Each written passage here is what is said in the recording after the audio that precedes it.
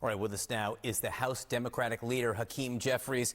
Congressman, thanks so much for being with us. Those words from the president overnight aside, the reality of where Congress is right now is that the government was shut down for 43 days. And all Democrats really got out of it was this vote yesterday in the Senate that went nowhere. So was it worth it? Well, Donald Trump and Republicans made the decision to shut down the government as part of their my way or the highway approach. As Democrats, we just made clear we'll work together with our Republican colleagues, sit down, talk about the things that need to happen for the American people anytime, any place. We repeatedly made that clear. But we also made clear we were not going to support a partisan spending bill that continued to gut the health care of the American people and failed to extend the Affordable Care Act tax credits when tens of millions of Americans are now about to experience dramatically increased health insurance premiums. That's totally unacceptable. You talk about needing to sit down and talk somewhat the need to compromise there. There are two measures now, two discharge petitions, bipartisan, that would extend Obamacare subsidies, one by 1 year. We just heard from Democratic Congressman Josh Gottheimer on that. Another would extend them by 2 years, again, which has bipartisan support. Why not throw Democratic leadership strength behind one of those two efforts?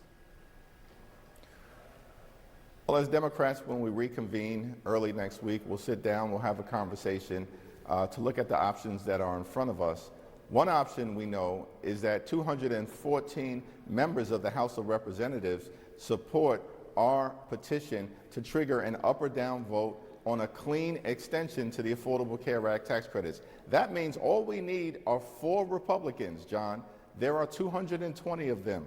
All we need are 4 to join us, and we can deal with this issue in the House of Representatives in a manner that will provide certainty to working class Americans, middle class Americans, and everyday Americans who rely on the Affordable Care Act tax credits to go see a doctor when they need one. You don't have those 4 Republican votes now. Both of the other discharge petitions have enough Republican votes that with all Democratic votes would be enough to pass. So why not support one of those two measures? Are you saying a 3-year extension or bust? What I'm saying is that we're open to having a conversation with my Republican colleagues about finding common ground and a path forward. We know that conversation is not going to take place with Speaker Johnson or House Republican leaders because they've been clear. All they want to do is rip away the Affordable Care Act tax credits and take away health care from the American people. This is the same group of folks who earlier this year enacted their one big ugly bill where they cut Medicaid by the largest amount in American history and in the process took health care away from 14 million Americans.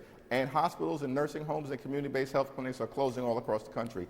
So as we've always said, we'll sit down, talk to our Republican colleagues anytime, any place, particularly those who have now expressed an interest in dealing with this health care issue and finally perhaps addressing the Republican health care crisis that's breaking the American people. But you won't commit to supporting either one of those measures now, yes or no? No, I haven't ruled anything in or I haven't ruled anything out because we have to have a conversation with ourselves as a House Democratic Caucus family and, of course, Republicans if they're interested in good faith in trying to find common ground. So there was a vote on a resolution yesterday in the House pushed by a handful of Democrats to impeach President Trump. You and Democratic leadership voted present on this. In June, on a separate push, you voted no. You voted to block it affirmatively. So why did you move from no on impeachment in June to sort of meh yesterday? Well, we issued a statement that speaks for itself, but essentially we've said impeachment is a serious issue. It requires a serious process, and that process was missing as it relates to the resolution that we voted on yesterday.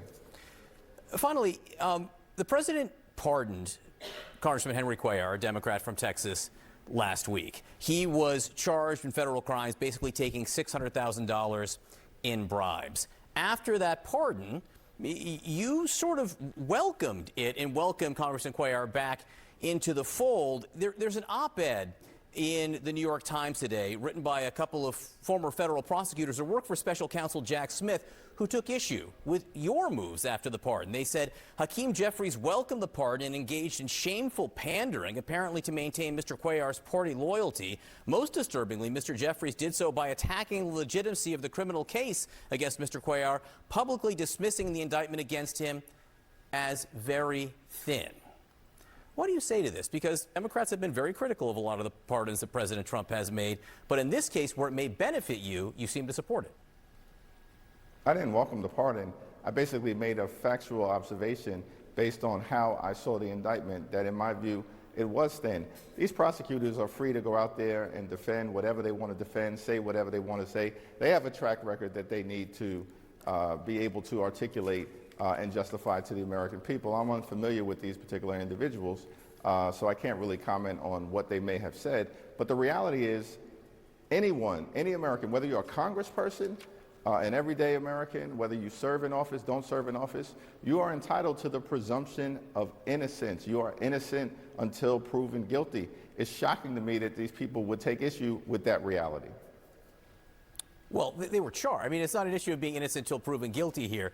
He was charged. Congressman Cuellar was charged, and it never went to trial because of the pardon. It's not an issue of innocence or guilt now. It's an issue of pardoning someone before there is that determination, correct? No, it's an issue that if you are charged but you're not convicted, you are presumed innocent. That's what the whole presumption of innocence is all about.